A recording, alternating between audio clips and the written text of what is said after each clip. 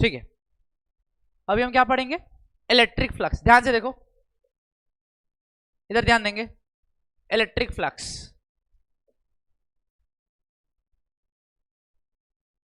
Electric flux, ठीक है। Electric flux क्या है? इलेक्ट्रिक फ्लक्स क्या है, समझ पा रहे हो? तो इलेक्ट्रिक फ्लक्स का मतलब होता है कि number of field line passes through any given surface. मैंने बोला number of field line passes through any given surface. समझ पा रहे हो? पहले तो कुछ बातों को लिखूंगा फिर आगे समझाऊंगा।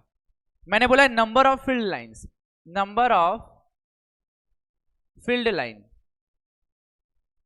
Number of field lines passes through any given surface, any given surface, है ना। Number of field line passes through any given surface. बेटा बात यहां पर यह है कि किसी गिवन सरफेस से फील्ड लाइन का पास करना। जैसे इधर देखो, मैंने मान लिया एक सरफेस है, ये क्या है? एक सरफेस है। अब इस सरफेस से इलेक्ट्रिक फील्ड लाइन का पास करना, मेरी बात समझ रहे हो? इस गिवन सरफेस से इलेक्ट्रिक फील्ड लाइन का पास करना है। जब इस सरफेस से फील्ड लाइन पास करता है तो इसका मतलब यह है कि वो फील्ड लाइन इस सरफेस से एसोसिएटेड है। क्या है? क्या है? एसोसिएटेड। उसी को बोलते हैं क्या? Electric flux. क्या बोलते हैं? Electric flux. मेरी बात समझे? तो इसका मतलब यह है कि कोई भी, मान लो कोई गिवन सरफेस है बेटा, तो इस गिवन सरफेस से इलेक्ट्रिक फील्ड लाइन क्या होगा? ऐसे एसोसिएट हो जाएगा। मेरी बात समझ रहे हो? इस गिवन सरफेस से बेटा इलेक्ट्रिक फील्ड लाइन इस तरीके से क्या हो जाएगा बेटा? एसोसिएट हो जाएगा। ठीक है, उसी को बोलेंगे इलेक्ट्रिक फ्लक्स। क्या बोलेंगे? Electric flux. मेरी बात समझ रहे हो कि नहीं? मैंने बोला electric field line passes through any given surface. तो passes through any given surface का मतलब क्या है? कि वो गिवन सरफेस से एसोसिएट हो जाएगा। गिवन सरफेस से क्या हो जाएगा ना? गिवन सरफेस से क्या हो जाएगा? एसोसिएट। अच्छा, इसमें एक खास बात समझने की जरूरत है, एक खास बात समझने की जरूरत है कि जो ये क्या बोलते हैं, जो एरिया वेक्टर है, ध्यान सुनना, जो एरिया वेक्टर है वो हमेशा प्लेन से परपेंडिकुलर होता है। कौन? Area vector. अब मैं ये एरिया वेक्टर क्यों कह रहा हूं तुम्हें अभी समझ में आ जाएगा। बस इतना एक बात समझ लो कि एरिया वेक्टर हमेशा प्लेन से क्या होता है? परपेंडिकुलर। मान लो अगर ये given plane X Y plane है, ये क्या कौन सा प्लेन है? X Y plane. तो एरिया वेक्टर इससे परपेंडिकुलर होगा जेड एक्सिस। कौन सा एक्सिस में होगा? कौन सा एक्सिस में होगा? जेड एक्सिस, है ना। मैंने बोला कि अगर ये एक्स वाई प्लेन है तो एरिया वेक्टर किधर हो जाएगा? Z axis. किधर हो जाएगा? अगर ये वाई जेड प्लेन है तो एरिया वेक्टर किधर हो जाएगा? X axis. किधर हो जाएगा? X axis. अगर ये एक्स जेड प्लेन है तो किधर हो जाएगा? Y axis. मेरी बात समझ रहे हो कि नहीं? तो कहने का मतलब ये है कि एरिया वेक्टर हमेशा प्लेन से क्या होता है? परपेंडिकुलर। बोलो हाँ, है ना। एरिया वेक्टर हमेशा प्लेन से क्या होता है? परपेंडिकुलर। तो मैंने बोला कि ये गिवन सरफेस है, तो इस गिवन सरफेस से परपेंडिकुलर डायरेक्शन में एरिया वेक्टर हो जाएगा। ये दिस इज एरिया वेक्टर। आइए इलेक्ट्रिक फील्ड वेक्टर। मेरी बात समझे? तो electric field lines area vector से कुछ ना कुछ एंगल पे होता है, कुछ ना कुछ एंगल पे होता है, थीटा। मेरी बात समझे? ये हो गया थीटा एंगल। ई वेक्टर और ए वेक्टर के बीच का एंगल है। मेरी बात समझी? सबसे पहली बात मैंने बताया कि इलेक्ट्रिक फ्लक्स क्या है? Number of electric field line passes through any given surface. Number of electric field line passes through any given surface is called electric flux. तो ये इलेक्ट्रिक फील्ड लाइंस है और ये एरिया वेक्टर है। अब सुनो ध्यान से, फाई बराबर होता है ई डॉट ए। इसको प्लीज नोट करेंगे अपनी कॉपी में। इलेक्ट्रिक फ्लक्स जो होता है बेटा ई डॉट ए, यानी कि इलेक्ट्रिक फील्ड वेक्टर और एरिया वेक्टर का डॉट प्रोडक्ट होता है। मेरी बात समझी? अपनी कॉपी में इस बात को लिखो। अच्छा, फाई सिंबल है किसका? इलेक्ट्रिक फ्लक्स का। फाई बेटा क्या है? सिंबल है किसका? इलेक्ट्रिक फ्लक्स का। मेरी बात समझ रहे हो कि नहीं? फाई क्या है बेटा? सिंबल है इलेक्ट्रिक फ्लक्स का। क्लियर है मेरी बात? हाँ, फाई सिंबल इलेक्ट्रिक फ्लक्स का।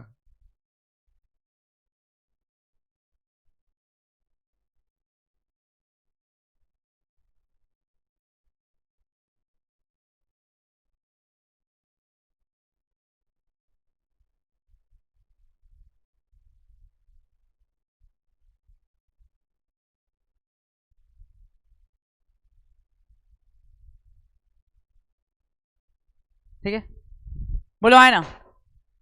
क्लियर है कि नहीं? बताओ, समझ आ रहा है? समझ आ रहा है कि नहीं? तो बात यहां पर यह है कि number of electric field lines passes through any given surface is called electric flux. Is called electric flux. क्या बोलेंगे बेटा उसको? इलेक्ट्रिक फ्लक्स बोलेंगे। क्या बोलेंगे? Electric flux. अच्छा, एक डेफिनेशन और लिख सकते हो बेटा आप अपनी कॉपी में। एक डेफिनेशन और लिख सकते हो कि dot product of electric field vector and area vector, बेटा लिख लो अपनी कॉपी में, लिखो डॉट प्रोडक्ट ऑफ या फिर scalar product of electric field vector and area vector, ऐसे लिखो ज्यादा अच्छा है, scalar product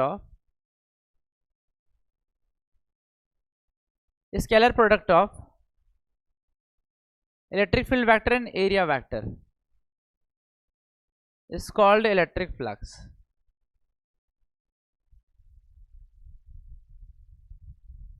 Is called electric flux. Note कर लेंगे, scalar product of electric field vector and area vector is called electric flux. बेटा scalar product of electric field vector and area vector is called electric flux. मेरी बात समझ रहे हो कि नहीं, बोलो हाँ है ना। बेटा ये इलेक्ट्रिक फ्लक्स हो गया, तो फाई बराबर होता है ई डॉट ए, फाई बराबर क्या होता है ई डॉट, फाई बराबर ई डॉट, फाई बराबर ई डॉट, फाई बराबर ई डॉट ए। अब सुनो, अब बेटा दो वेक्टर का डॉट प्रोडक्ट क्या होता है भाई, यहां पर फाई बराबर ई डॉट ए लिखा है बेटा, I can write mod A into cos theta, note कर लेंगे बेटा। ये इलेक्ट्रिक फ्लक्स का क्या है फॉर्मूला है, मॉड ई मॉड ए कॉस थीटा, मॉड ई मॉड ए कॉस थीटा। अब भैया ये मॉड ई मॉड ए कॉस थीटा का मतलब क्या होता है कि ई ए कॉस थीटा, क्या हो जाएगा बेटा, प्लीज इसे नोट करेंगे बेटे, ई ए कॉस थीटा, यानी फ्लक्स हो जाएगा E A cos theta, E dot A मतलब ई ए कॉस थीटा। मेरी बात समझ गए बेटा, ठीक है ना। तो अपनी कॉपी में पहली बात तो ये लिख लेंगे कि electric flux is a scalar quantity, electric flux is a scalar quantity. Electric flux क्या होता है बेटा, स्केलर क्वांटिटी होता है। मेरी बात समझे कि नहीं, इलेक्ट्रिक फ्लक्स क्या होता है, स्केलर क्वांटिटी होता है, समझ गए। प्लीज लिखेंगे बेटा electric flux is a scalar quantity. अच्छा पता है, इधर ध्यान दो, इलेक्ट्रिक फ्लक्स स्केलर क्यों है, बताओ इलेक्ट्रिक फ्लक्स स्केलर क्यों है, क्योंकि यहां पर हमने दो वेक्टर का डॉट प्रोडक्ट लिया है। क्या लिया है, दो वेक्टर का डॉट प्रोडक्ट, और दो वेक्टर के डॉट प्रोडक्ट से हमेशा एक स्केलर क्वांटिटी मिलता है। क्या मिलता है, बोलो है ना, दो वेक्टर के डॉट प्रोडक्ट से हमेशा क्या मिलता है, एक स्केलर क्वांटिटी। तो यहां पर थीटा क्या मिलेगा, मतलब मैंने बोला कि फाई स्केलर है। अच्छा थीटा क्या है बच्चों, तो theta is the angle between electric field vector and area vector. Please आप इसे नोट करेंगे बेटा, theta is the angle between electric field vector and area vector. बेटा थीटा जो है इलेक्ट्रिक फील्ड वेक्टर और एरिया वेक्टर के बीच का एंगल है ना। आप यहां पर स्क्रीन पर ये बात भी देख पा रहे हो बेटा, इलेक्ट्रिक फील्ड वेक्टर और एरिया वेक्टर के बीच का एंगल है थीटा। मेरी बात समझे, इलेक्ट्रिक फील्ड वेक्टर और एरिया वेक्टर के बीच का एंगल है थीटा, ठीक है ना। इलेक्ट्रिक फील्ड वेक्टर और एरिया वेक्टर के बीच का एंगल है थीटा। मेरी बात समझे कि नहीं, इलेक्ट्रिक फील्ड वेक्टर और एरिया वेक्टर के बीच का एंगल है थीटा, समझ गया, हाँ है ना, बोलो ठीक है। तो फाई बराबर हो जाएगा ई डॉट ए यानी ई ए कॉस थीटा। अब हम चलेंगे नेक्स्ट स्लाइड पे, चलो यहां तक समझ आया, यहां तक समझ आया, ठीक है। अब दो तीन बातों को समझेंगे। पहली बात मैंने आपको बोला फाई बराबर क्या होता है ई डॉट ए, क्या होता है ई डॉट ए, यानी कि दो वेक्टर का डॉट प्रोडक्ट।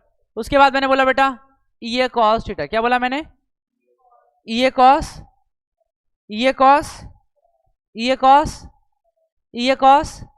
थीटा। थीटा किसके बीच का एंगल है, इलेक्ट्रिक फील्ड वेक्टर और एरिया वेक्टर के बीच का एंगल, हाँ है ना। अब आगे समझेंगे, it is a scalar quantity. बेटा क्या, कौन सा क्वांटिटी है ये, कौन सा क्वांटिटी है ये, कौन सा क्वांटिटी है ये, क्यों स्केलर है, क्योंकि दो वेक्टर के डॉट प्रोडक्ट से हमेशा क्या मिलता है, एक नया स्केलर। दो वेक्टर के डॉट प्रोडक्ट से क्या मिलता है, हमेशा एक नया स्केलर। अब सुनो ध्यान से, इसका एसआई यूनिट की बात करते हैं, किसकी बात करेंगे गाइस, एसआई यूनिट की बात करेंगे। अब सुनो, अब यहां पर ई डॉट ए है, मतलब इलेक्ट्रिक फील्ड का एसआई यूनिट क्या होता है, न्यूटन पर कूलाम। क्या होता है, बोलो एसआई यूनिट क्या होता है इलेक्ट्रिक फील्ड का, न्यूटन पर। और बेटा एरिया का क्या होता है, मीटर का स्क्वायर। क्या होता है, तो न्यूटन मीटर स्क्वायर प्रति कूलाम, यानी कि न्यूटन मीटर स्क्वायर पर कूलाम, न्यूटन मीटर स्क्वायर पर कूलाम, ठीक है। और दूसरा इलेक्ट्रिक फील्ड का ऐसा यूनिट होता है वोल्ट पर मीटर। क्या होता है बेटा, वोल्ट पर मीटर, और ये क्या हो जाएगा मीटर का स्क्वायर, तो मीटर से मीटर कट गया तो ये मिलेगा बेटा वोल्ट मीटर। क्या मिलेगा, मेरी बात समझ रहे हो कि नहीं, प्लीज आप इसको नोट करेंगे, वोल्ट मीटर। तो ये इलेक्ट्रिक फील्ड का इलेक्ट्रिक फ्लक्स का क्या है, यूनिट है। मेरी बात समझ रहे हो कि नहीं, जितनी बातें कर रहे हैं,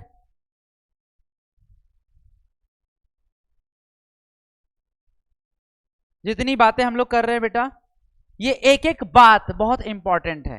मेरी बात समझ रहे हो, जितनी बात हम लोग कर रहे हैं बच्चों, एक एक बात बहुत इंपॉर्टेंट है।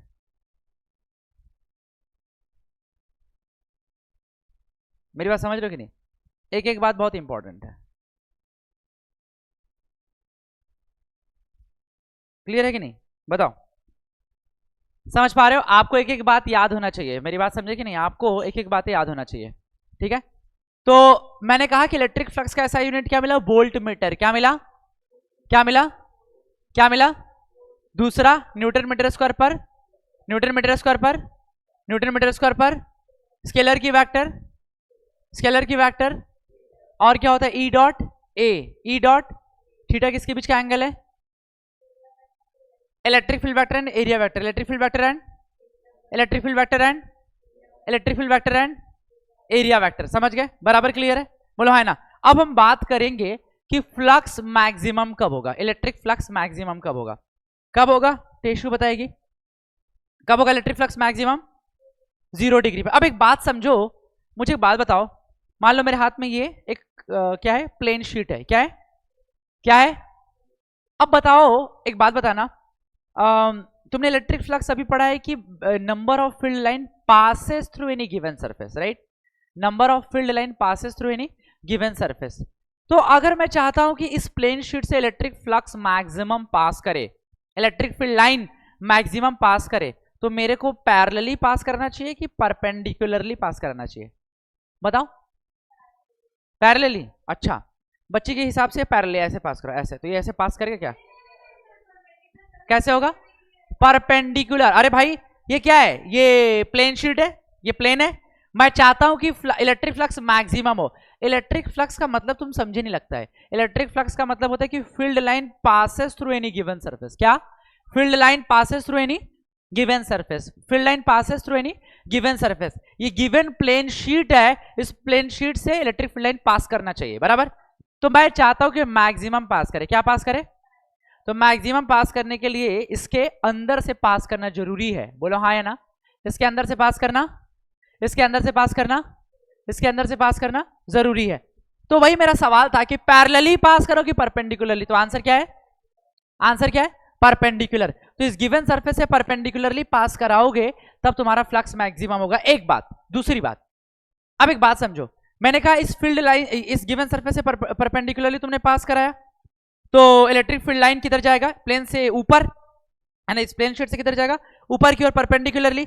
और इस प्लेन शीट का एरिया किधर होगा, मैंने अभी बोला था ना, किसी भी गिवन प्लेन का एरिया किधर होता है, प्लेन से, प्लेन से, प्लेन से, किसी गिवन प्लेन शीट का एरिया वेक्टर किधर होता है, प्लेन से, प्लेन से। तो इस गिवन प्लेन शीट का एरिया वेक्टर प्लेन से परपेंडिकुलर हो जाएगा ऊपर की ओर, बराबर क्लियर है। तो मैंने कहा इलेक्ट्रिक फील्ड लाइन भी ऊपर हो गया, इलेक्ट्रिक फील्ड लाइंस भी ऊपर, और एरिया वेक्टर भी, दोनों के बीच का एंगल कितना, 0।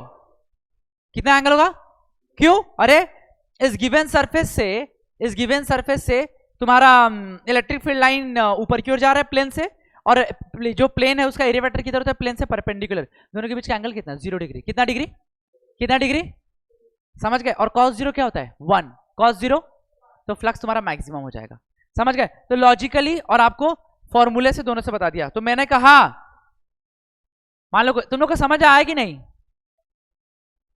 चीनू को समझ आया कि नहीं, ठीक है। देखो, तो मैंने कहा ये एक प्लेन शीट है, ये क्या है, एक प्लेन शीट है, बोलो है ना। तो इस प्लेन शीट से इलेक्ट्रिक फील्ड लाइन प्लेन से परपेंडिकुलर पास करे, किसे पास करे, प्लेन से। और बेटा इसका एरिया वेक्टर भी किधर होगा, प्लेन से, किधर होगा, प्लेन से परपेंडिकुलर। तो ये है electric field line E vector and this is a vector. मेरी बात समझ रहे हो। तो बेटा थीटा कितना हो जाएगा, 0 डिग्री। कितना degree, theta is the angle between electric field vector and area vector, electric field vector and electric field vector and area vector. तो बेटा फ्लक्स मैक्सिमम कितना बोलेंगे, ई ए कॉस 0 डिग्री, कॉस 0 कितना बेटा 1, तो फ्लक्स मैक्सिमम कितना E into ए, बोलो हाँ है ना, प्लीज इसे नोट करेंगे। तो इलेक्ट्रिक फ्लक्स बेटा मैक्सिमम हो जाएगा थीटा इक्वल्स टू 0 डिग्री पे, कितने डिग्री पे, थीटा इक्वल्स टू 0 डिग्री पे, बोलो हाँ है ना, थीटा इक्वल्स टू 0 डिग्री पे। क्लियर है मेरी बात, बोलो हाँ है ना, क्लियर है कि नहीं, नोट करेंगे जल्दी से इसको, ठीक है। तो मैंने बोला कि इलेक्ट्रिक फ्लक्स मैक्सिमम कब होगा, थीटा इक्वल्स टू 0 डिग्री पे, यानी कि जब इलेक्ट्रिक फील्ड लाइन, अपनी कॉपी में लिख लो, जब when electric field line passes, लिख लो, when electric field line passes perpendicular to the given plane surface, when electric field line passes perpendicular to the given plane surface. तो जब किसी given plane surface electric field line perpendicularly pass करता है तो flux maximum होता है, flux बेटा maximum होता है, ठीक है, बहुत बढ़िया। मैंने बोला when electric field lines passes perpendicular to the given plane surface, मेरी बात समझ गए कि नहीं, when electric field line passes perpendicular to the given plane surface. वैसे माहिन तू कैसे लिख लेती है ऐसे ऐसे करके, ऐसे ऐसा लगता है कि तू उसमें ऐसे खुरच रही है, देखना कितनी कैसे लिख रही है, उसका स्टाइल देखो बहुत अलग है, यूनिक है, ऐसा लग रहा है कि वो आगे वो ऐसे,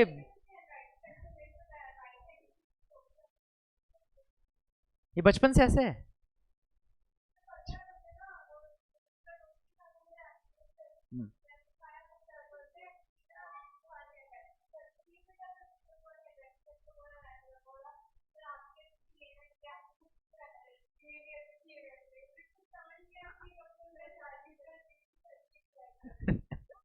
चलो हो गया, आगे चलो, ठीक है।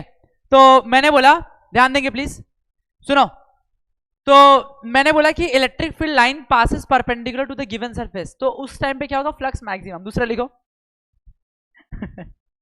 दूसरा लिखेंगे, दूसरा लिखेंगे when electric field line passes parallel to the given surface, आगे लिखो when electric field line passes parallel to the given surface, when electric field line passes parallel to the given surface. बेटा इस बार मैं बोलने वाला हूं कि जब electric field line parallelly pass करे, बोलो हाँ या ना, when electric field line passes parallel to the given surface,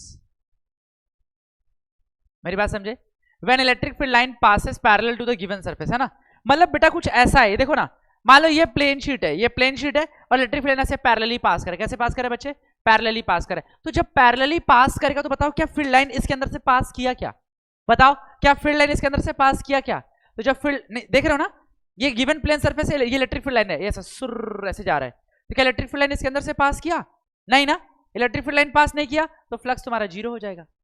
मेरी बात समझे कि नहीं, एक बात, दूसरी बात की फ्लक्स का मतलब यही है कि गिवन प्लेन सरफेस से एसोसिएट हो जाना, मेरी बात समझे, गिवन प्लेन सरफेस से फील्ड लाइन का एसोसिएट हो जाना, तो ये तो एसोसिएट ही नहीं है, तो फ्लक्स तुम्हारा क्या हो गया 0। ये मैंने लॉजिकली बताया तुमको, अब मैं मैथमेटिकल भी बताना चाहूंगा।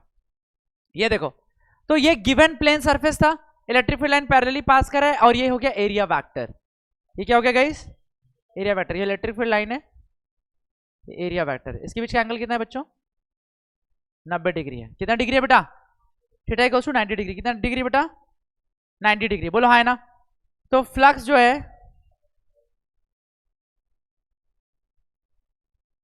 फ्लक्स जो है बेटा यहां मिलेगा मिनिमम, क्या मिलेगा, कैसे सर, यहां पर ई ए कॉस 90 कर दो, कॉस बेटा 90 डिग्री, कॉस 90 कितना होता है 0, कितना डिग्री 0 डिग्री, क्लियर है क्या, तो फ्लक्स तुम्हारा यहां पे मिनिमम 0 हो गया, प्लीज इसको नोट करेंगे।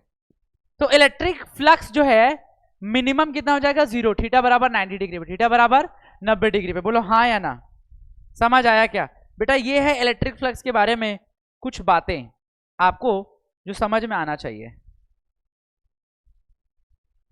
क्लियर है मेरी बात, बोलो हाँ या ना, आपको मेरी बात समझ आ रही है, ठीक है, एकदम समझ में आना चाहिए ना। इलेक्ट्रिक फ्लक्स जो है आपका मैक्सिमम है थीटा बराबर 0 डिग्री पे और मिनिमम है 90 डिग्री पे, क्लियर है क्या, समझ गए, अब एक बात को समझेंगे, दो बातें हैं। पहला कि इलेक्ट्रिक फ्लक्स, पहला ध्यान से समझेंगे। मैं बताने जा रहा हूं कि अगर electric field uniform, electric field क्या है? यूनिफॉर्म, ठीक है ना। इलेक्ट्रिक फील्ड क्या है? यूनिफॉर्म। पहला, इफ ई इज यूनिफॉर्म, अगर बेटा सवाल में इलेक्ट्रिक फील्ड यूनिफॉर्म है। अच्छा, यूनिफॉर्म का मतलब क्या समझते हो? कांस्टेंट। यूनिफॉर्म का मतलब क्या? कांस्टेंट, यानी कि ई किसी पे डिपेंड ना करे, ना तो पोजीशन पे ना तो टाइम पे। बोलो है ना। जब इलेक्ट्रिक फील्ड कांस्टेंट हो, यूनिफॉर्म हो, तो उस टाइम पे आपको इलेक्ट्रिक फ्लक्स का फॉर्मूला नॉर्मली यूज करना है ई डॉट ए। क्या यूज करोगे बच्चों? ई डॉट ए, है ना, यानी ई ए कॉस थीटा। नॉर्मली मेरे बच्चों आप यही इस्तेमाल करोगे। क्लियर है? ई डॉट ए यानी ई A cos theta, E A cos theta. मेरी बात समझ रही हो? ई ए कॉस थीटा यूज करोगे। एक बात। दूसरी बात कि बेटा अगर इफ इलेक्ट्रिक फील्ड यानी if E is non uniform, क्या बोला मैंने? If E is non uniform, तो वहां पर बेटा फाई बराबर यूज करोगे क्लोज लूप का integration E dot D A, यानी कि E D A cos theta. क्या यूज करोगे? E D A cos theta. Please आप इसको नोट करेंगे। बात बड़ी सिंपल सी है कि अगर भाई इलेक्ट्रिक फील्ड, अच्छा इलेक्ट्रिक फील्ड नॉन यूनिफॉर्म का मतलब क्या बेटा? कि इलेक्ट्रिक फील्ड मान लो फंक्शन है। इलेक्ट्रिक फील्ड क्या है बेटा? फंक्शन है पोजीशन का। किसका फंक्शन है बेटा? पोजीशन का। मेरी बात समझे? जब इलेक्ट्रिक फील्ड पोजीशन का फंक्शन होगा तो यहां पर इंटीग्रेशन का यूज करोगे। बोलो हाँ या ना। सवाल के माध्यम से हम इस चीज को क्लियर करेंगे, फिलहाल में आप इसको नोट करेंगे।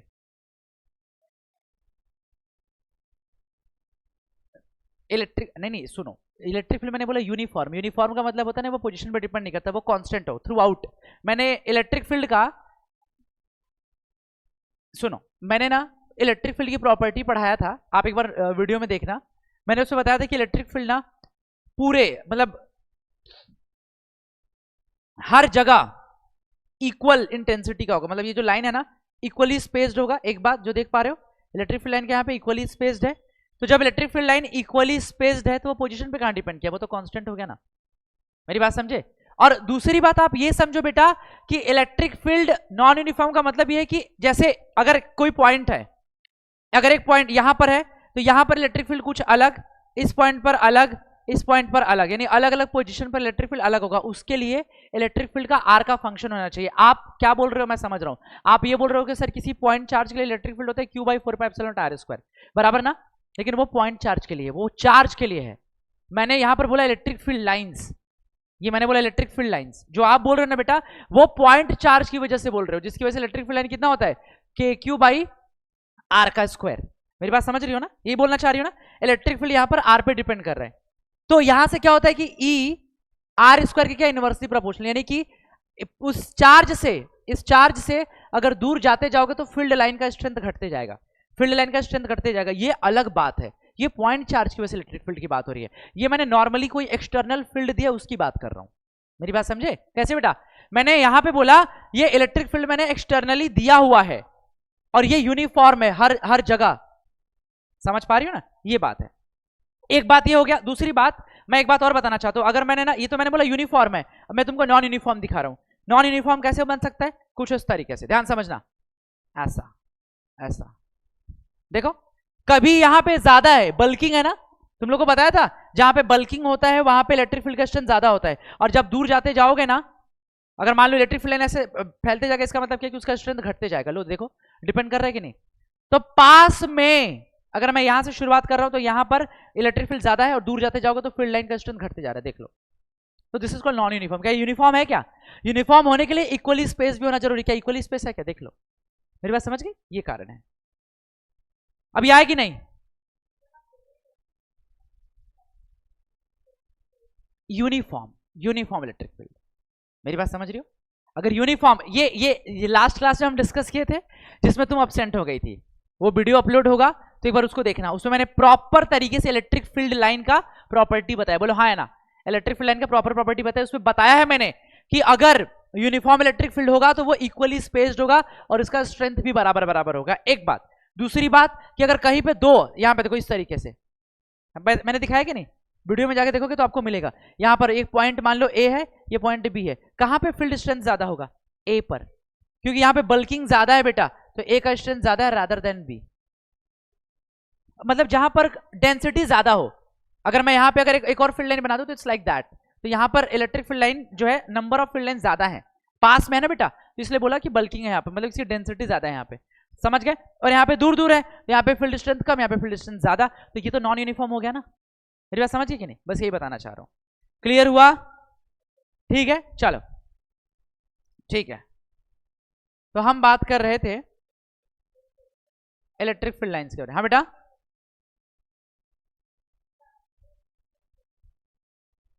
हाँ करेंगे ना, इस पे क्वेश्चन करेंगे। पहले ये समझ गए, प्रॉपर समझ आया? देख लो क्या हुआ माहिन, समझ आया कि नहीं? अभी नहीं आया क्या? आ गया? ठीक है, चलो अब एक सवाल करते हैं। ठीक है, एक बात पहले समझ लो, उसके बाद मैं क्वेश्चन देता हूं। देखो बात यहां पर यह है ना बेटा कि अगर मैं कहूं, एक पॉइंट है, समझेंगे please. If electric field vector E vector, बेटा इफ ई वेक्टर है ना, electric field vector E1 i cap plus E2 j cap plus E3 k cap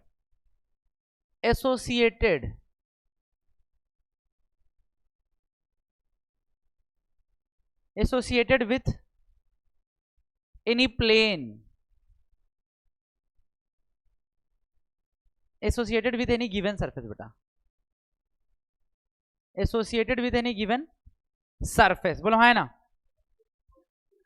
हाँ सरफेस से ही होगा, तो सरफेस है तो उसके एरिया से ही तो पास करेगा ना, है ना? With any given surface having area vector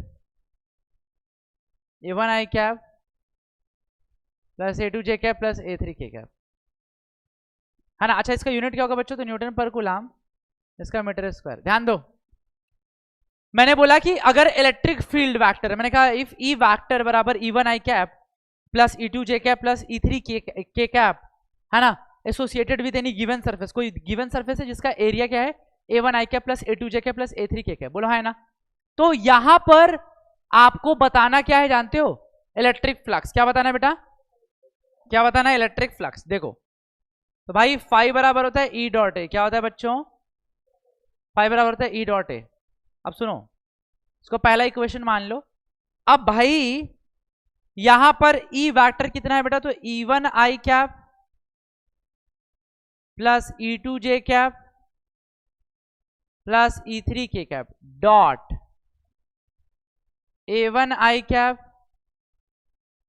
plus A2 j cap plus A3 k cap. देख रहे हो आप लोग?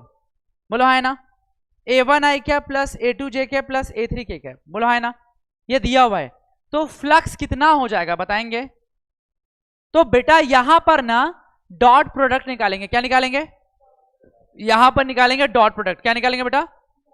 यहां पर निकालेंगे हम लोग डॉट प्रोडक्ट। क्या निकालेंगे? Dot product. अब देखो आई, अब अच्छा तुम लोग को डॉट प्रोडक्ट निकालने आता है क्या? चलो मैं सिखाता हूं। डॉट प्रोडक्ट निकालने आता है? नहीं आता है, वेरी गुड, कोई बात नहीं। अब ध्यान से समझो, बताओ सीखना चाहती हो? वेरी गुड गर्ल, ऐसे बच्चे होने चाहिए जिनके अंदर हमेशा हर क्षण सीखने की भूख हो। चलो अच्छा सुनो, अच्छा मुझे बताओ आई कैप क्या होता है? What is I cap? I cap का मतलब क्या होता है?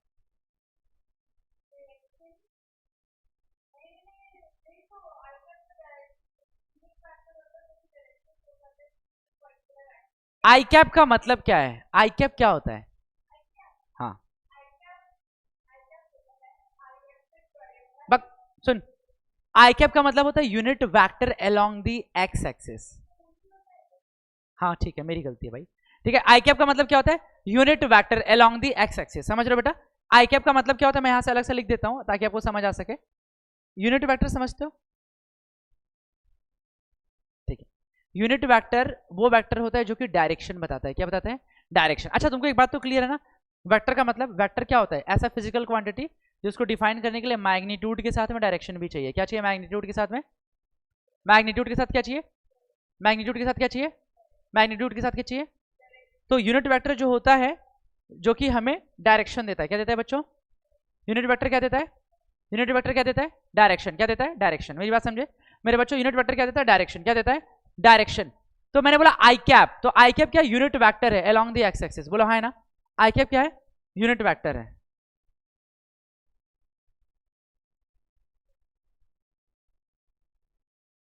Along the X axis. और बेटा जे कैप क्या है,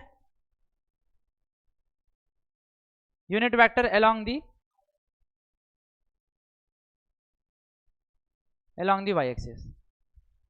बेटा के कैप क्या है, यूनिट वेक्टर अलोंग दी, मेरी बात समझे कि नहीं, तो आई कैप यूनिट वेक्टर है along the x axis, J cap unit vector है अलोंग दी वाई एक्सिस, के कैप क्या यूनिट वेक्टर है अलोंग दी जेड एक्सिस। मेरी बात समझ गए, इतना समझ में आया कि नहीं। अच्छा और तुमको पता है कि एक्सिस कितने होते हैं, 3 भाई, 3D कोऑर्डिनेट कितने होते हैं, 3, यानी एक्स एक्सिस, वाई एक्सिस और जेड एक्सिस। तो एक्स एक्सिस के अलोंग यूनिट वेक्टर आई कैप, वाई के अलोंग जे कैप और जेड के अलोंग के कैप। अब सुनो, अब बेटा अगर मैं कुछ यहां पर ऐसा 3D स्पेस बनाना चाहूं, this is X Y and Z, बोलो है ना, तो X Y and Z, X Y and Z, बोलो एक्स वाई एंड जेड। मेरी बात समझी। अब मैं बात कर रहा हूं यूनिट वेक्टर की, किसकी बात कर रहा हूं, किसकी बात कर रहा हूं, तो बेटा एक्स एक्सिस के अलोंग यूनिट वेक्टर देखो 2 बार है, आई कैप डॉट आई कैप, यानी कि एक वेक्टर एक्स के अलोंग है मेरी बच्ची और दूसरा वेक्टर भी एक्स के अलोंग है, बोलो हाँ या ना। दोनों के बीच का एंगल कितना है, 0 डिग्री। कितना है, एक खास बात जो मैंने बताया नहीं, यूनिट वेक्टर का मैग्नीट्यूड हमेशा 1 होता है। कितना होता है, यूनिट वेक्टर का मैग्नीट्यूड हमेशा, यूनिट वेक्टर का मैग्नीट्यूड हमेशा 1। अब सुनो बेटा आपने अभी पढ़ा था ए डॉट बी, क्या पढ़ा था, तो ए डॉट बी होता है बच्चे mod A mod B into cos, mod A mod B into cos, Mahin समझ आया, mod A mod B into cos theta. तो I cap dot I cap का मतलब होता है मॉड आई कैप कॉस 0, बोलो हाँ या ना। तो यूनिट वेक्टर का मैग्नीट्यूड 1 इंटू 1 और कॉस 0 1, तो 1 इंटू 1 इंटू 1 कितना 1 आया, बोलो हाँ या ना। बेटा J cap dot J cap भी 1 मिलेगा, के कैप डॉट के कैप भी 1 मिलेगा, बोलो हाँ या ना। अच्छा दूसरी बात, आई कैप डॉट जे कैप, आई कैप डॉट जे कैप ये क्या हो जाएगा 0, जे कैप डॉट के कैप 0, के कैप डॉट आई कैप 0, बोलो हाँ या ना। Very good, good question. 0 कैसे हो, सुनो, तो I cap dot J cap का मतलब क्या है कि एक वेक्टर एक्स के अलोंग और एक वेक्टर, तो दोनों के बीच का एंगल मेरी बच्ची कितना हो जाएगा, कितना डिग्री, कितना डिग्री, और कॉस 90, कॉस 90, कॉस 90, बोलो हाँ या ना। तो I dot J 0, J dot के 0 और के डॉट आई, के डॉट आई, के डॉट आई, क्योंकि कॉस 90, क्योंकि कॉस 90। चलो बहुत बढ़िया, ये बात समझ आया क्या। अब बेटा यही बात का इस्तेमाल मुझे करना है इस वाले कॉन्सेप्ट में।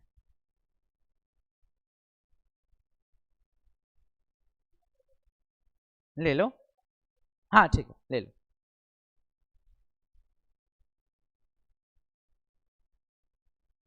ठीक है समझ आया। चलो ठीक है, तो अब देखो यहां पर, अब यहां पर आपको डॉट प्रोडक्ट करना है, क्या करना है, तो एक अलग सा मैं स्लाइड लेता हूं ताकि बेहतर ढंग से बता सकूं। तो फाई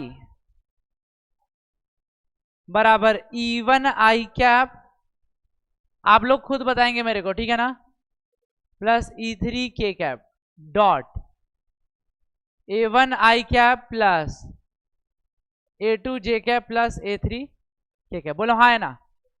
अब एक बात बताओ, आई कैप डॉट आई कैप कितना होता है 1, कितना होता है, जे कैप डॉट जे कैप कितना होता है, के कैप डॉट के कैप कितना होता है, आई कैप डॉट जे कैप कितना होता है, जे डॉट के डॉट आई। वेरी गुड, ये नया वाला बच्चा सीख गया, बहुत बढ़िया, क्या बात है। देखो तुम तीनों 2 दिन हुआ इसको आए, सीख गया सब। अच्छा सीख गए क्या, फिर ठीक है। I dot I 1, J dot J, Piyush गुस्सा हो गया, अरे सर ऐसे कैसे बोल रहा हूं, मैं तो सीख गया ना, ठीक है। E1A1 प्लस E2A2 प्लस, अरे बाकी जीरो हो जाएगा तो करने की जरूरत है क्या? तो E1A1 plus E2A2 plus E3A3, बोलो हाँ या ना। यूनिट हो जाएगा न्यूटन मीटर स्क्वायर पर कूलम। नोट कर लेंगे इसको, ये बहुत इंपॉर्टेंट है, आपको समझ में आना चाहिए। बोलो हाँ या ना। ठीक है, चलो।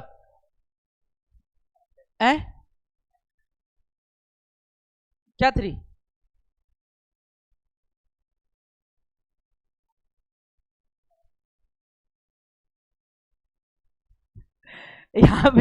यहाँ पे वैल्यूज अलग अलग है ना।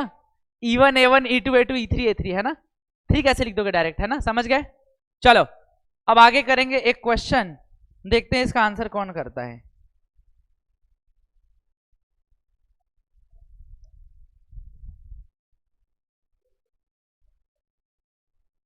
चलो क्या आगे, आप सभी सवाल लिखेंगे, लिखो। Find electric flux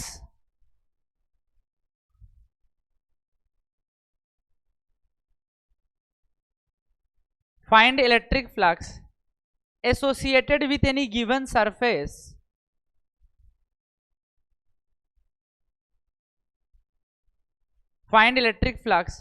associated with any given surface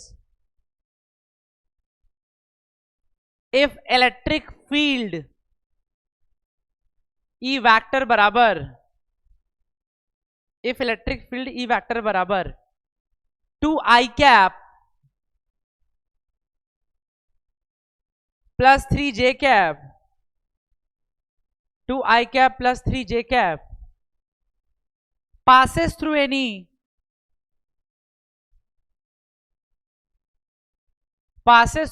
xz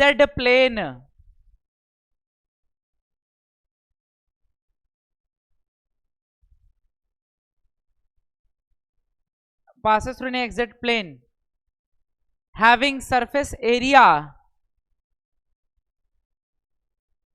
5 centimeter square, having surface area 5 centimeter square। मेरी बात समझ गए? Having surface area 5 centimetre square. Clear है? सॉल्व करो। ठीक है, having surface area 5 centimetre square.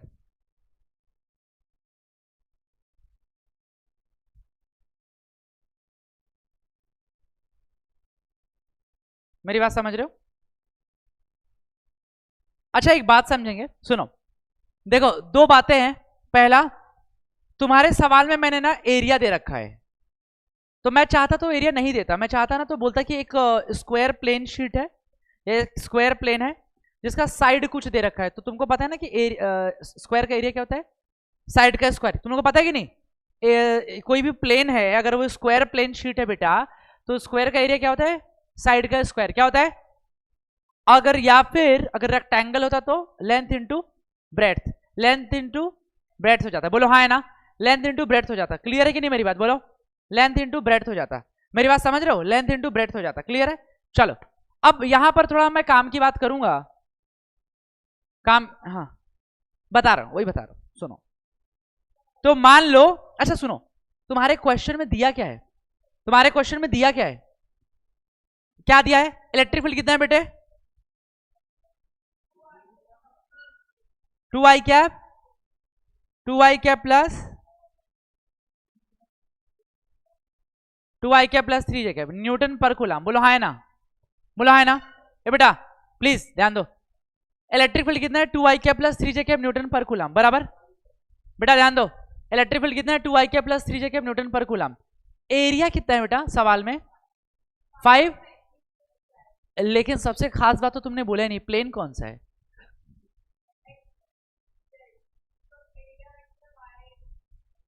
सीख गई। कौन सा प्लेन है ये? XZ प्लेन है। कौन सा प्लेन है? मैंने आपको बताया था कि प्लेन जो है, किसी भी प्लेन का एरिया वेक्टर हमेशा प्लेन से क्या होता है? पीयूष ध्यान दे इधर, किसी भी प्लेन सरफेस का एरिया वेक्टर प्लेन से परपेंडिकुलर होता है। कौन सा प्लेन है ये? XZ प्लेन है। कौन सा प्लेन है? कौन सा प्लेन है? तो XZ प्लेन से परपेंडिकुलर आ जाएगा Y एक्सिस। कौन सा? समझे कि नहीं बात? नहीं समझी ना? प्लेन से परपेंडिकुलर होता है एरिया वेक्टर। तो मैंने कहा देखो तीन चीज होते हैं ना, X axis, Y axis, Z axis, ये तीनों एक्सिस आपस में परपेंडिकुलर है। मेरे को 2 पेन दो, चलो मेरे पास है, प्लीज ध्यान दो इधर, ये देखो, ध्यान दे रहे हो क्या? ये देखो मैंने ऐसा 3 पेन बना दिया, मतलब ऐसे 3 दिखा दिया, प्लीज बात नहीं। ये देखो ये क्या है, ये क्या है, तीनों आपस में परपेंडिकुलर है। मान लो ये x, ये y, ये z, बराबर।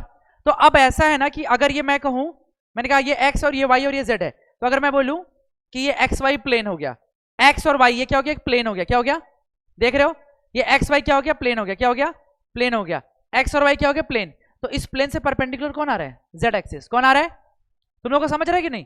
x और y दो एक्सिस मिलकर के एक प्लेन बनता है, क्या बनता है, दो एक्सिस मिलाकर के 2D प्लेन बनता है। कितना, कौन सा प्लेन बनता है, 2 डायमेंशनल प्लेन बनता है। तो ये एक्स वाई हो गया, एक्स एक्सिस, ये वाई, तो एक्स वाई से परपेंडिकुलर किधर, जेड एक्सिस, इधर एक्सिस, जेड एक्सिस। अगर मैं कहूं एक्स जेड प्लेन, कौन सा प्लेन, तो ये अगर एक्स, ये कौन सा, एक्स एक्सिस और ये जेड एक्सिस, ये एक्स जेड प्लेन बन गया। इससे परपेंडिकुलर क्या, वाई एक्सिस, क्या क्या कौन सा एक्सिस, ये एक्स जेड प्लेन है गाइस, ये कौन सा प्लेन है, एक्स जेड, तो वाई एक्सिस हो गया। एक होता है वाई जेड प्लेन, कौन सा प्लेन, तो दिस वन, ये मान लो y है और ये z है, तो y z प्लेन तो कौन सा एक्सिस, x एक्सिस। मतलब हमेशा एरिया वेक्टर प्लेन से क्या आता है, परपेंडिकुलर। एरिया वेक्टर हमेशा प्लेन से क्या आता है, तो प्लेन कौन सा है तुम्हारे क्वेश्चन में, xz प्लेन है। कौन सा प्लेन है, कौन सा प्लेन है, कौन सा प्लेन है, अरे ये तो चिपक गया, xz प्लेन है। तो xz प्लेन से परपेंडिकुलर कौन सा एक्सिस आएगा, y एक्सिस। तो बेटा एरिया वेक्टर जो होगा, कितना दे रखा है जी एरिया वेक्टर सवाल में, क्वेश्चन में एरिया वेक्टर कितना है, कितना, 5 सेंटीमीटर स्क्वायर। बेटा पहली बात 5 सेंटीमीटर स्क्वायर है, 1 सेंटीमीटर में कितना मीटर, क्या बोल रहे, 1 सेंटीमीटर में कितना मीटर, 10 की पावर -2 मीटर। कितना मीटर, 10 की पावर -2 मीटर। इसका स्क्वायर कर दिया तो 10 की पावर -2 के पावर 2 मीटर का स्क्वायर। अब बेटा कौन सा एक्सिस, एक्जेड है तो वाई एक्सिस, कौन सा एक्सिस, ठीक है। तो एरिया वेक्टर क्या आया, 5 इंटू 10 के पावर -2 का स्क्वायर कितना होता है, 10 की पावर -4 जे कैप मीटर स्क्वायर। बोलो हाँ या ना, समझ आया क्या?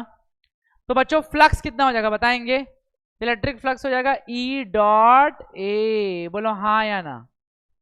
इलेक्ट्रिक फील्ड कितना हो जाएगा, 2i cap plus 3j cap, Newton पर कूलाम है, डॉट कर देंगे 5 इंटू 10 की पावर -4 जे कैप मीटर का स्क्वायर। बोलो हाँ या ना। तो आई डॉट आई क्या होता है बच्चों, I dot J 0, I dot J, अरे बताया था कि नहीं, दो वेक्टर अगर जैसे आई कैप का मतलब क्या, एक्स एक्सिस, और जे कैप का मतलब क्या, वाई एक्सिस। कौन सा एक्सिस, तो दोनों के बीच का एंगल कितना, 90, कितना कितना एंगल दोनों के बीच का, और cos 90, cos 90 0, तो आई डॉट जे 0, फिर जे डॉट जे करो, कितना, आई डॉट जे 0 हो गया, जे डॉट जे 1 होता है, कितना, जे डॉट जे कितना, तुम लोग को समझ आ रहा है कि नहीं? तो यहां पे कितना हो जाएगा, 3 5 जा 15,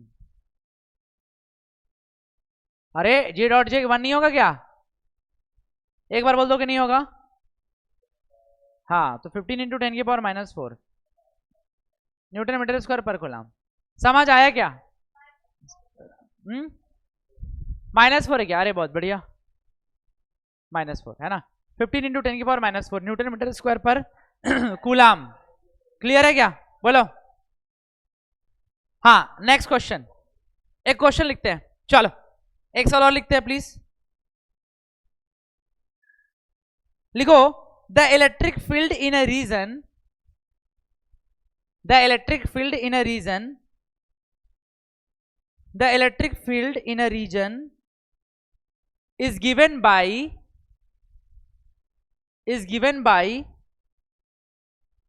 E vector बराबर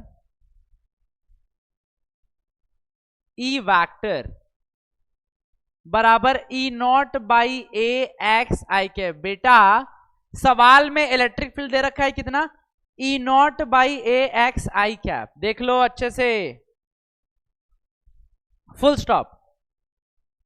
आगे लिखेंगे बच्चों, find the electric flux,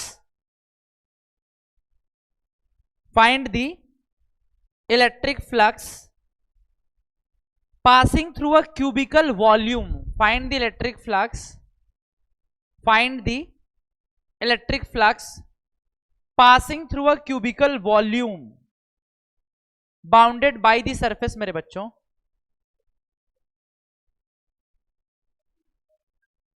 cubical volume bounded by the surface, bounded by the surface.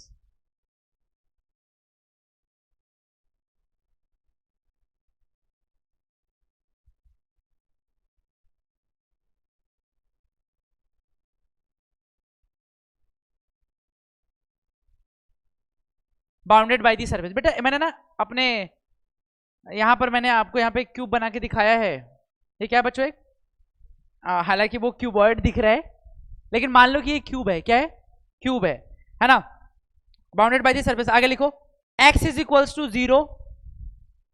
बच्चों मान लो ये x एक्सिस है बेटे, ये y एक्सिस है और ये z एक्सिस है, बोलो हाँ या ना। ठीक है, तुम लोग को दिख रहा है कि नहीं x y z एक्सिस। तो पहले x बराबर 0 है बेटा, यहां पर x बराबर 0 है और यहां x बराबर a है। फिर बच्चों यहां पे y बराबर 0 है और y बराबर a है। यहां पर बच्चों z बराबर 0 है, यहां z बराबर a है। तो ये एक सवाल यहां पर दिया हुआ है भाई, इलेक्ट्रिक फील्ड बेटा वेरी कर रहा है x के साथ। मैंने बताया था ना कि इलेक्ट्रिक फील्ड वेरिएबल लो दिख गया इस सवाल में, ई वैक्टर बराबर E nought by A X आई का। मेरी बच्ची यहां पर बात ऐसा है कि एक्स एक्सिस के अलॉन्ग इलेक्ट्रिक फील्ड बदल रहा है, देख रही हो कि नहीं, यही वेरिएबल है, इसी की बात कर रहा था। This is a non uniform electric field, this is a non uniform electric field, यानी कि अलग अलग पोजीशंस पे इलेक्ट्रिक फील्ड क्या होगा बेटा, अलग अलग होगा। मेरी बात समझी कि नहीं? तो क्या आप लोग ये सवाल बताना चाहोगे या मैं बताऊं? हाँ मैं तो बता ही दूंगा, ठीक है, तुम लोग बस आराम से बैठे रहो, है ना। ठीक है, अब सुनो बेटा, अब एक बात को समझो, देखो ये ना, ये क्यूब है, ये क्या है, एक क्यूब है। अब बात ऐसा है ना कि इलेक्ट्रिक फील्ड क्या दे रखा है, E nought by A X I cap, क्या दे रखा है, E nought by A X I cap. पहले तो मुझे एक बात बताओ, बताना चाहोगे x बराबर 0 पर। अच्छा एक बात और, ये जो y और z दिया है ना, क्या दिया है, y और, सब फालतू दिया है, क्योंकि इलेक्ट्रिक फील्ड तो खाली x के अलॉन्ग है, देखो सवाल में बोला है E nought by A X I cap, समझ गए। तो पहली बस तुम्हें दो चीजें चेक करना है कि भाई ओरिजिन पे इलेक्ट्रिक फील्ड कितना है, तो x बराबर 0 पर इलेक्ट्रिक फील्ड कितना है बेटा, 0। देखो मेरे बच्चों x बराबर 0 पर इलेक्ट्रिक फील्ड कितना है, x बराबर 0 पर इलेक्ट्रिक फील्ड 0 है। क्या आपको ये दिख रहा है? मुझे तो दिख रहा है, आपका पता नहीं दिख रहा है कि नहीं। x बराबर 0 पर इलेक्ट्रिक फील्ड क्या होगा, 0। देखो ना x, नहीं रिलैक्स रिलैक्स काम डाउन, मैं बताता हूं, अभी परेशान मत हो। सबसे पहले बात एक कंफर्म करो कि सर x को 0 करोगे तो इलेक्ट्रिक फील्ड 0 होगा, बोलो हाँ ना। x को 0 करोगे तो इलेक्ट्रिक फील्ड क्या होगा, 0, यानी कि ओरिजिन पे इलेक्ट्रिक फील्ड क्या होगा, ओरिजिन पे इलेक्ट्रिक फील्ड क्या होगा। लेकिन अगर मैं बात करूं x बराबर a, x बराबर a, देखो x बराबर a तक ये डिस्ट्रीब्यूटेड है ना, ये क्यूब x बराबर a तक है, तो at x is equal to a, बेटा x बराबर a पर क्या होगा, तो ई नॉट, ई वैक्टर बराबर E nought upon A into A I cap. इसका मतलब पता चला कि ई वेक्टर कितना है बच्चों, ई नॉट आई कैप, यानी कि एक्स एक्सिस के अलॉन्ग इलेक्ट्रिक फील्ड, मतलब एक्स बराबर ए पर, एक्स बराबर 0 पर इलेक्ट्रिक फील्ड 0 था और एक्स बराबर ए पर इलेक्ट्रिक फील्ड ये निकला, E nought I cap, E nought E nought E nought. तो ये ई नॉट आई कैप जो है ना बेटा, ये इलेक्ट्रिक फील्ड है एक्स एक्सिस के अलॉन्ग, किस वाले सरफेस के लिए, एक्स बराबर ए पर जो सरफेस दिख रहा है। नहीं एक्चुअली ये क्यूब ओरिजिन से बना हुआ है, ओरिजिन से लेकर के x बराबर ए डिस्टेंस तक बना हुआ है, बराबर, ठीक है, ओरिजिन से लेकर के x बराबर a तक बना हुआ है। तो बात यहां पर है कि इलेक्ट्रिक फील्ड लाइन कहां पर है कहां पर नहीं, वो भी तो चेक करना है ना बेटा। एक बात तो कंफर्म है सवाल से कि इलेक्ट्रिक फील्ड x के अलॉन्ग है, सिर्फ इलेक्ट्रिक फील्ड किधर है, लेकिन क्या ओरिजिन पे है, so answer is no, answer is, तो इलेक्ट्रिक फील्ड कहां पे है, x बराबर a पर है। तो बात यहां पर यह है कि x बराबर a पर, अच्छा एक बात और भी है, क्यूब में कितने फेस होते हैं, 6, क्यूब में कितने फेस होते हैं, और एक फेस कैसा बिहेव करता है, एक स्क्वायर प्लेट की तरह, कैसी तरह बिहेव करता है, स्क्वायर की तरह है ना जी। अरे ये कैसा है, कैसा है, स्क्वायर। तो अब बात सिर्फ इतना है ना कि ये स्क्वायर से इलेक्ट्रिक फील्ड लाइन पास कर रहा है, बेटा किससे पास कर रहा है, मेरी बात समझ रहे हो, ये इलेक्ट्रिक फील्ड लाइन इस पूरे डायग्राम में सिर्फ और सिर्फ एक सरफेस से पास कर रहा है। किससे पास कर रहा है? और वो सरफेस कहां पे? x बराबर a पर है। वो क्यूब का एक फेस है। क्यूब का क्या है? एक फेस है। क्यूब का क्या है? क्यूब का क्या है? क्यूब का क्या है? और वो एक क्यूब का एक फेस कैसा बिहेव करता है? एक स्क्वायर की तरह। एक एक एक स्क्वायर की तरह। अब सुनो बेटा, एक बात बताओगे? अच्छा मुझे एकदम ध्यान से बताना, ये जो तुम्हें ये जो फेस दिख रहा है x बराबर a पर, जो तुम्हें फेस दिख रहा है, वो फेस किस प्लेन में है? सोच के बताओ। यस यस यस, कौन सा प्लेन है? YZ प्लेन है। ध्यान से देखो ना, अरे ये x है, y है, z है, तो एकदम YZ प्लेन में नहीं दिख रहा है क्या तुमको? देखो मुझे तो दिख रहा है, YZ प्लेन में है। ये सरफेस है, ये YZ प्लेन में। किसमें है बेटा? किसमें है? किसमें है? YZ। तुम्हें दिख रहा है? किसमें बेटा? YZ plane. अरे देखो ना, एकदम ऐसे है, YZ प्लेन में है। समझ रहे हो ना? ये दूर है लेकिन फिर भी आप मानोगे कि किस प्लेन में होगा? YZ प्लेन में होगा। किसमें है बेटा? YZ। तुम्हें दिख रहा है YZ प्लेन। और YZ प्लेन से अगर मुझे एरिया वेक्टर चाहिए तो प्लेन से क्या करना पड़ेगा? परपेंडिकुलर जाना पड़ेगा। तो YZ का परपेंडिकुलर, YZ का परपेंडिकुलर, YZ का परपेंडिकुलर, यहां पे बैठे सभी लोग समझ रहे हो? YZ का परपेंडिकुलर, यानी कि इसका एरिया वेक्टर का डायरेक्शन इधर ही होगा। बोलो हाँ है ना? ए वेक्टर। यानी बच्चों इलेक्ट्रिक फील्ड भी इधर है और एरिया वेक्टर भी इधर है। बोलो हाँ है ना? बोलो हाँ है ना? और बेटा सवाल में, क्वेश्चन में क्या दे रखा था? ठीक है, सवाल में इसका सबका साइड लेंथ क्या दे रखा है? कितना दे रखा है? a। सबका साइड लेंथ बच्चों ध्यान से देख सकते हो। ये भी क्या बोलते हैं? z के अलॉन्ग भी बच्चों, y के अलॉन्ग भी, सबके अलॉन्ग जो है a दे रखा है। कोई बड़ी बात नहीं है। तो मतलब मुझे सिर्फ जो है इस स्क्वायर प्लेन सरफेस से ही बताना है इलेक्ट्रिक फ्लक्स। बताओ हाँ है ना? तो अब बताओ, एरिया वेक्टर भी प्लेन से परपेंडिकुलर, इलेक्ट्रिक फील्ड भी प्लेन से परपेंडिकुलर ही दिख रहा है, दोनों x के अलॉन्ग दिख रहे हैं, तो फ्लक्स कितना हो जाएगा? अरे अरे दोनों एक ही एक्सिस के अलॉन्ग है, एक ही डायरेक्शन में, तो थीटा कितना? 0। कितना? 0। यानी कि ई ए कॉस 0। बोलो हाँ या ना? या फिर आई कैप डॉट आई कैप करते थे तो भी 1 मिल जाता। इलेक्ट्रिक फील्ड कितना है बच्चों? ई नॉट आई कैप। चलो मैं डॉट ही कर देता हूं यार बच्चों, डॉट। एरिया कितना हो जाएगा बेटा? साइड का स्क्वायर, यानी ए का स्क्वायर आई कैप, यानी ई नॉट ए का square I cap dot I cap 1 हो जाएगा। यानी फ्लक्स कितना हो जाएगा? ई नॉट ए का स्क्वायर। तो न्यूटन मीटर स्क्वायर प्रति कूलम, ये आंसर हो जाएगा। प्लीज आप इसे नोट करेंगे बच्चों, न्यूटन मीटर स्क्वायर प्रति coulomb. So this is the answer. मेरी बात समझ रहे हो कि नहीं बेटा? ये इलेक्ट्रिक फ्लक्स का यूनिट हो जाएगा, न्यूटन मीटर स्क्वायर पर कूलम, न्यूटन मीटर स्क्वायर पर कूलम, है ना? और आपको इसको सॉल्व करने आना चाहिए। ये सवाल बहुत जरूरी है, ध्यान से समझेंगे बच्चों। आगे लिखेंगे। अब ये हमने सवाल कर लिया, अब हम करेंगे गॉस लॉ। क्या करेंगे? चलो लिखो आगे, गॉस लॉ।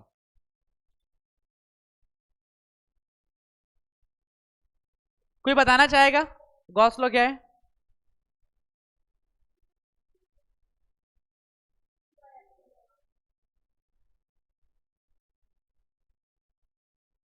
बताओ गॉस लॉ क्या है?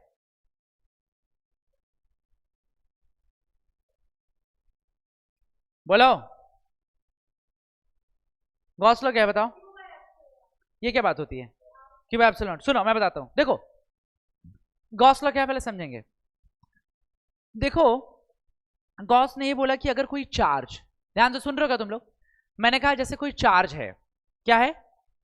अगर उस चार्ज को मैं अगर क्लोज सरफेस के अंदर रखूं, कहां रखूं? मैंने बोला कि मैंने कोई चार्ज लिया, उस चार्ज को मैंने कहां रख दिया? क्लोज सरफेस के अंदर। तो उस क्लोज सरफेस के अंदर रखने के बाद जो इलेक्ट्रिक फील्ड लाइन निकलेगा, देखो मैंने बोला कि कोई एक क्यू चार्ज है, क्या बेटा? क्यू चार्ज है। इस क्यू चार्ज को जब मैंने किसी क्लोज सरफेस के अंदर रख दिया, किसके अंदर रख दिया? बंद सरफेस के अंदर। किसके अंदर रखा? मैंने बोला कि कोई क्यू चार्ज लिया, उसको बंद सरफेस के अंदर रख दिया, बंद सरफेस के अंदर रख दिया। तो बंद सरफेस के अंदर रखूंगा तो इस क्यू चार्ज से निकलेगा इलेक्ट्रिक फील्ड लाइन। क्या निकलेगा? इस क्यू चार्ज से क्या निकलेगा बच्चों? क्या निकलेगा? क्या निकलेगा? अब बच्चों ये फील्ड लाइन इस गिवन सरफेस से एसोसिएट हो जाएगा। बोलो हाँ है ना? मैंने कहा इस प्लस क्यू चार्ज से इलेक्ट्रिक फील्ड लाइन निकलेगा, देख रहे हो ना? मैंने बोला इस प्लस क्यू चार्ज से क्या निकल रहा है? Electric field line. ये इलेक्ट्रिक फील्ड लाइन इस गिवन सरफेस से क्या हो जाएगा? एसोसिएट। क्या हो जाएगा? इसी को तो बोलते हैं ना इलेक्ट्रिक फ्लक्स। तो गॉस ने ये बोला कि जो इलेक्ट्रिक फ्लक्स है इस बंद सरफेस में चार्ज की वजह से, वो उस चार्ज का 1/ε0 टाइम्स होगा। क्या होगा? 1/ε0 टाइम्स। मेरी बात समझी? देखो सुनो, मैंने बोला कि गॉस ने ये बोला कि कोई जो चार्ज की वजह से, कोई चार्ज अगर बंद सरफेस के अंदर रखा हुआ है तो उसकी वजह से जो फ्लक्स होगा वो चार्ज का 1/ε0 टाइम्स होगा। चार्ज का क्या होगा? 1/, और ये चार्ज क्या है बच्चों? तो चार्ज जो है वो क्लोज्ड सरफेस के अंदर वाला चार्ज है, यानी कोई बंद सरफेस है उसके अंदर कोई चार्ज क्यों है, उसी से एसोसिएटेड जो फ्लक्स होगा वो 1/ε0 टाइम्स होगा। मेरी बात समझे? तो पहले लिखो अपनी कॉपी में, लिखो इलेक्ट्रिक फ्लक्स एसोसिएटेड, प्लीज लिखेंगे इलेक्ट्रिक फ्लक्स एसोसिएटेड, लिखो please, electric flux associated with any closed surface, electric flux associated with any closed surface, electric flux associated with any closed surface, electric flux associated with any closed surface is equals to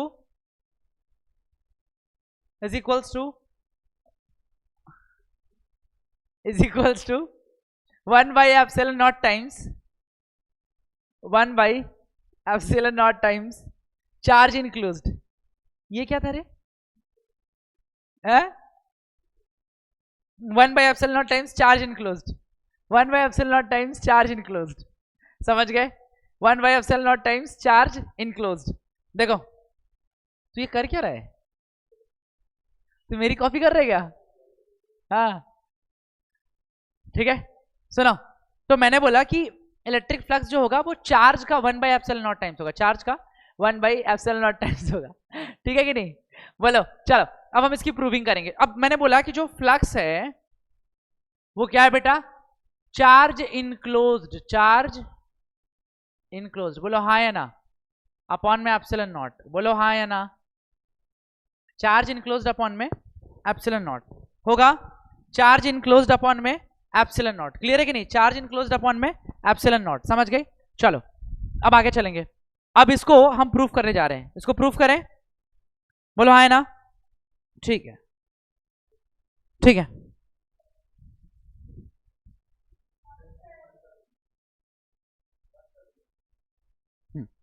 ठीक है, समझ गया ना? अब देखो यहाँ पे क्या है, मैंने बोला कि ये फ्लक्स निकाला मैंने Q enclosed by ε0, Q enclosed by ε0। अब मुझे ये प्रूफ करना है, क्या करना है? प्रूफ करना है। तैयार हो समझने के लिए? अब सुनो, तो बात यहां पर ये है ना, जैसे मैं इसको थोड़ा अलग से लेता हूं, ये मैंने इसको ऐसे पकड़ा और यहां लगा दिया। अब सुनो, ठीक है क्या बोल रहे? गांधी जी का चरखा, सुनो देखो, हाँ ठीक है, गांधी जी का चरखा मान लो। तो मैंने बोला ये प्लस क्यू चार्ज इस इलेक्ट्रिक फील्ड लाइन निकल रहा है, क्या निकल रहा है? अच्छा सुनो, एक काम की बात सुनो, ये जो फ्लक्स है, मतलब ये जो चार्ज है ये पॉइंट चार्ज है। चार्ज क्या है? ये क्या है? चार्ज, पॉइंट चार्ज है ना। तो अब एक बात सुनो, इससे जो इलेक्ट्रिक फील्ड लाइन निकल रही है ना बेटा, ये गिवन सरफेस से एसोसिएटेड है। गिवन सरफेस से क्या होंगे बेटा? एसोसिएटेड, बोलो हाँ है ना? गिवन सरफेस से बेटा एसोसिएटेड होंगे, बोलो हाँ है ना? अच्छा एक बात और, जो इलेक्ट्रिक फील्ड लाइन इस गिवन सरफेस से एसोसिएट हो रहा है, मैंने बोला जो इलेक्ट्रिक फील्ड लाइन है गिवन सरफेस से एसोसिएट हो रहा है, वो इलेक्ट्रिक फील्ड लाइन का डायरेक्शन किधर होगा? इधर होगा कि नहीं? इलेक्ट्रिक फील्ड लाइन प्लेन से परपेंडिकुलर पास कर, तुम्हें दिख रहा है ये बात? अरे इलेक्ट्रिक फील्ड लाइन तो इधर ही पास कर रहा है ना जी, और इसका ये जो प्लेन सरफेस देख रहे हो मतलब एसोसिएट हो रहा है बेटा, है ना? तो इलेक्ट्रिक फील्ड लाइन का डायरेक्शन तो इधर ही होगा ना, प्लेन से परपेंडिकुलर, इसके सरफेस से परपेंडिकुलर। तो मैंने ये बोला इसका एरिया वेक्टर किधर होगा बेटे?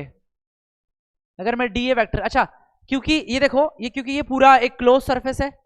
कैसा सरफेस है? क्लोज्ड स्फेरिकल सरफेस है। कैसा है? क्लोज्ड स्फेरिकल सरफेस है। तो मैंने एक छोटा सा एरिया लिया डी ए। क्या लिया? क्या लिया? मुझे एक बात कंफर्म करो कि दोनों के बीच का एंगल कितना है, इलेक्ट्रिक फील्ड वेक्टर और एरिया एलिमेंट वेक्टर के बीच का? इलेक्ट्रिक फील्ड वेक्टर और एरिया वेक्टर के बीच का एंगल क्या है बेटा? कहीं भी देखोगे, इस पॉइंट पर भी देखोगे एरिया वेक्टर इधर है ना, और इलेक्ट्रिक फील्ड भी इधर ही है हर तरफ। तो बेटा इलेक्ट्रिक फ्लक्स जो होता है फाई बराबर integration E dot D A, यानी फाई बराबर क्लोज लूप का integration E D A cos theta. बोलो हाँ या ना बच्चों, थीटा किसके बीच का एंगल है? Electric field vector and area vector. बोलो हाँ या ना। तो बच्चों थीटा कितना हो जाएगा? 0 डिग्री। बोलो तो बेटा फ्लक्स कितना निकला? Integration E D A cos 0। और कॉस 0 कितना होता है बेटा? 1। कॉस 0 0 हो रहा है बोल रहे, देखो इनको। बोलो हाँ है ना। अच्छा यहां पर ई क्या है मालूम? ई इलेक्ट्रिक फील्ड है। ई क्या है बेटा? ई क्या है? Electric field. तो इलेक्ट्रिक फील्ड जो निकल रहा है ना प्लस क्यू चार्ज की वजह से देखोगे। किसकी वजह से देखोगे? प्लस क्यू चार्ज की वजह से। तुमने एक बात सीखा है, किसी प्लस क्यू चार्ज की वजह से इलेक्ट्रिक फील्ड कितना होता है? Q by 4 pi epsilon not R square. जानते हो कि नहीं? बताया मैंने, बताया कि नहीं? इलेक्ट्रिक फील्ड किसी पॉइंट चार्ज की वजह से इलेक्ट्रिक फील्ड कितना होता है? Q by 4 pi epsilon not R square. मैं लिख रहा हूं, तो लोग रिस्पॉन्स नहीं कर रहे हो, नहीं आया क्या? Electric field due to any point charge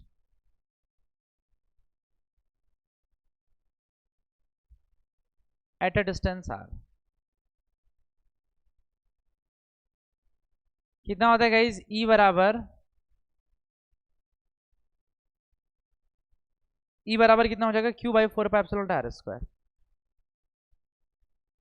equals to कितना? Q by 4 pi epsilon not R square. बोलो हाँ है ना। मेरी बात समझ रहे हो? इलेक्ट्रिक फील्ड कितना है? Q by 4 pi epsilon not R square. Clear है कि नहीं? देखो किसी पॉइंट चार्ज की वजह से इलेक्ट्रिक फील्ड कितना होता है? Q by 4 pi epsilon not R square. Q by 4 pi epsilon not R square होगा। बोलो हाँ या ना। बोलो। और बेटा इसका एरिया वेक्टर क्या होगा? एरिया भाई ये पूरा कैसा सरफेस है? क्लोज सरफेस है। कैसा क्लोज सरफेस है बेटा? स्फेरिकल सरफेस है।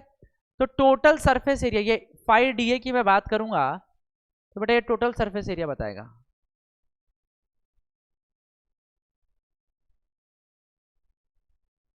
Total surface area of given sphere.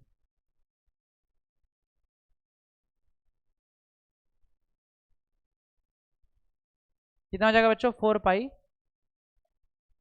कितना हो जाएगा जी? 4 पाई आर का स्क्वायर। मेरी बात समझ रहे हो? बोलो तो फ्लक्स कितना हो जाएगा? फाई बराबर बेटा इंटीग्रेशन ई डीए था, है ना? तो इलेक्ट्रिक फील्ड यहां पर यूनिफॉर्म। इलेक्ट्रिक फील्ड क्या बेटा? यूनिफॉर्म है। तो ई को बाहर करके फाई डीए कर दोगे। तो बच्चों यहां पे ई कितना था? Q by 4 pi epsilon not R square. और एरिया कितना हो जाएगा बच्चों? 4 पाई आर का स्क्वायर। सॉल्व करेंगे तो फ्लक्स कितना मिलेगा? Q by epsilon naught. बोलो हाँ या ना। बच्चों फ्लक्स कितना मिलेगा? Q by epsilon naught. Note करेंगे जल्दी से बेटा, फ्लक्स कितना मिलेगा? Q by epsilon not.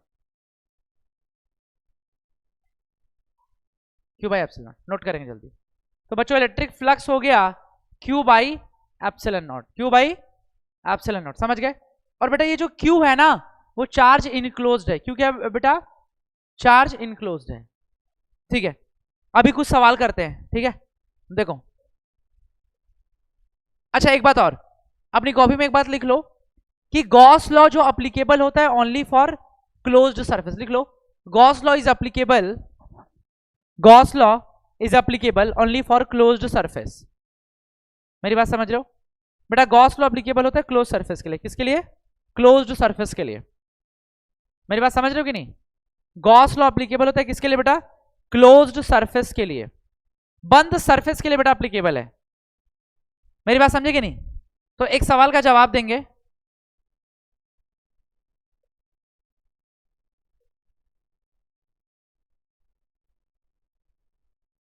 ये एक प्लस क्यू चार्ज है। ये क्या बेटा?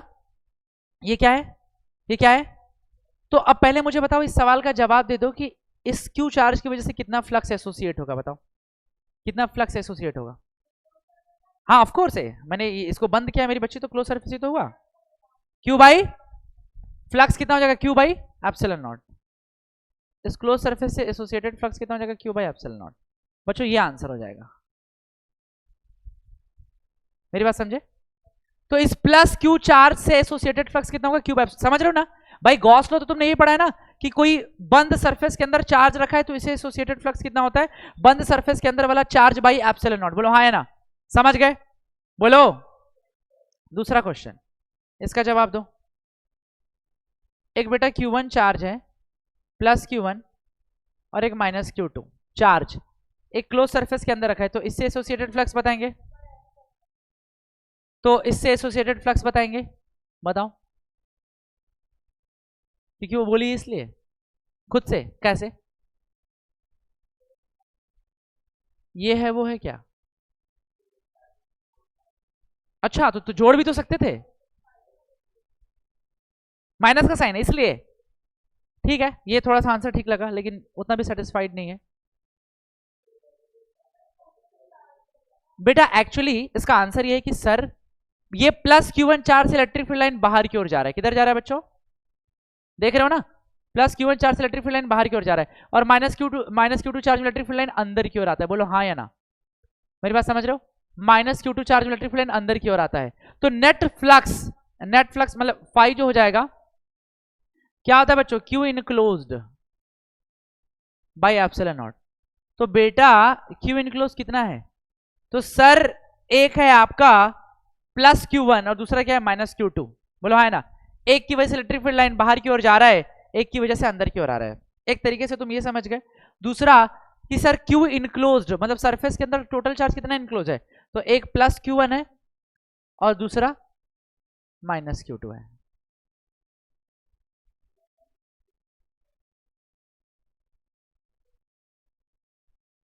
ठीक है ना? तुमको बताया तो तुम बता ली। मेरी बात समझे कि नहीं?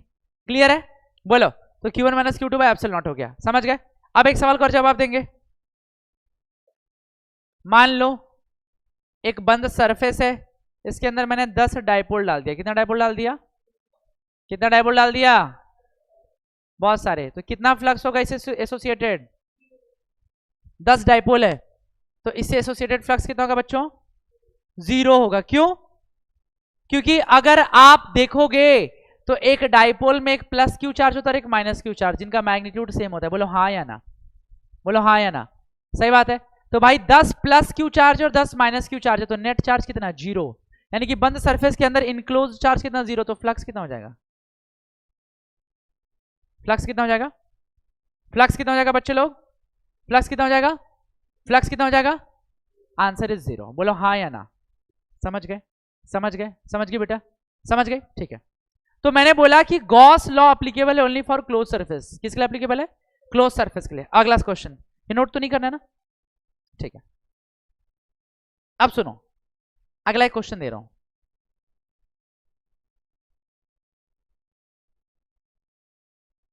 बेटा एक हेमिस्फीयर है। क्या बेटा? एक हेमिस्फीयर है। समझ रहे हो ना? इसको उल्टा करके बना देता हूं, ज्यादा अच्छा रहेगा।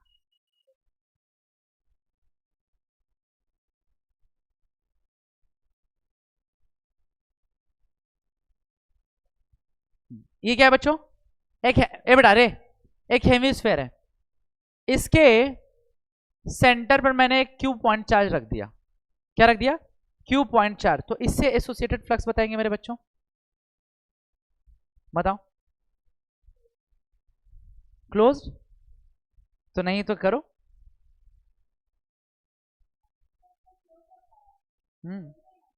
तो मैं क्या करूं? बेटा ये क्लोज नहीं है। आपने यही सीखा है ना कि गॉस लॉ एप्लीकेबल होता है ओनली फॉर क्लोज सरफेस। किसके लिए? क्लोज सरफेस के लिए। लेकिन यहां पर क्या क्लोज है क्या?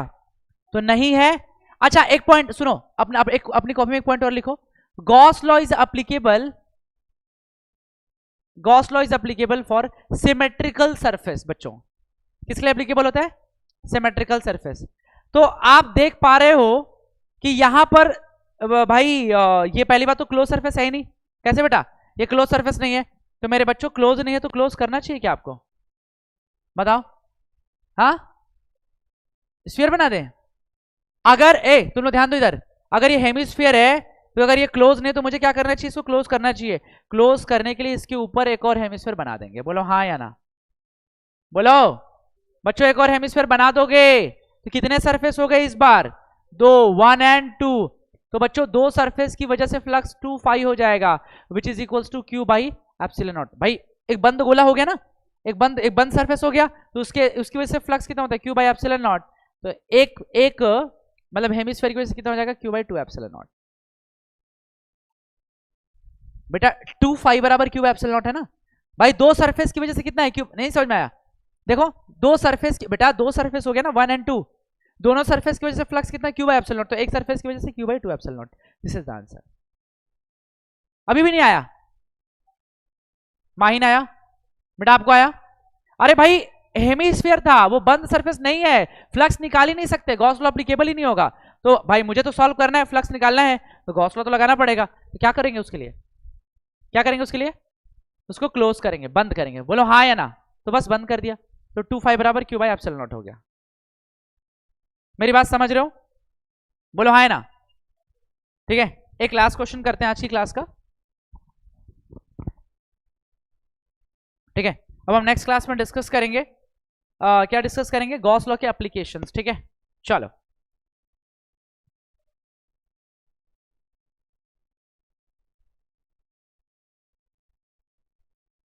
चलो। एक सिलेंडर है गाइस, क्या है? सिलेंडर। ये क्या है बच्चों? सिलेंडर है। इसके टॉप सरफेस पे क्यू चार्ज रख दिया। चलो बताओ, इस सिलेंडर के टॉप सरफेस पे यानी फ्लैट सरफेस पे मैंने क्यू चार्ज रख दिया, तो इससे एसोसिएटेड फ्लक्स बताएंगे बच्चों। इसको भी क्या करेंगे, क्लोज करेंगे। भाई सिमेट्रिसिटी जरूरी है ना, क्लोज करना जरूरी है ना। तो अगर मैं चाहता हूं सिमेट्रिसिटी का ख्याल रखना, तो कोई जरूरत ही नहीं था, तो क्यू बाई एप्सिलॉन नॉट हो जाता। वो बीच में नहीं है ना, वो तो उसके सरफेस पे है। सुनो, तो क्या मैं हेमिस्फेयर ला के रख दूं तो भी तो ढक ही जाएगा। हेमिस्फेयर रख दूं क्या इसके ऊपर, तो भी ढक जाएगा भाई। यस, ऐसा होना चाहिए। क्या होना चाहिए, सिमेट्रिकल। तो सिमेट्रिकल के लिए जैसा नीचे सिलेंडर है ना, ठीक उसके ऊपर ऐसे एक सिलेंडर बना दो। मेरी बात समझे क्या? बोलो, इसका भी वही सेम हो जाएगा, ये पहला सरफेस और दूसरा। भाई क्या हो गया, 2 फाई बराबर क्यू बाई एप्सिलॉन नॉट, दोनों सरफेस की वजह से। तो एक सरफेस की वजह से कितना बच्चों, एक सिलेंडर की वजह से कितना, क्यू बाई एप्सिलॉन नॉट, मतलब इसके सरफेस की वजह से कितना, Q by two epsilon not. समझ आया? क्लियर है मेरी बात? हाँ अच्छा ठीक है, तो समझ गए, फाई बराबर Q by two epsilon not. Clear है क्या? चलो आज की क्लास में इतना रहने देते हैं, हम नेक्स्ट क्लास में मिलेंगे तो क्या पढ़ेंगे, क्या पढ़ेंगे, गॉस लॉ के एप्लीकेशन। समझ गए पूरा? बढ़िया रिवाइज कर लेना, वीडियो है तुम लोग इसको देख भी लेना। चलो थैंक यू सो मच।